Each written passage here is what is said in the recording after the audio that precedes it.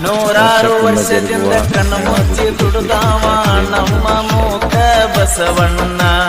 Tractor Taylor ಬಂದ ಮ್ಯಾಲ ಹಿಂದಿಂದ ಮರತ ಕುಂತೈತಿ ನಮ್ಮ ಜನ. ಎಂಟತ್ತ ಕಟ್ಟಿದ ಮಣಿಯ ಗಂಟೆ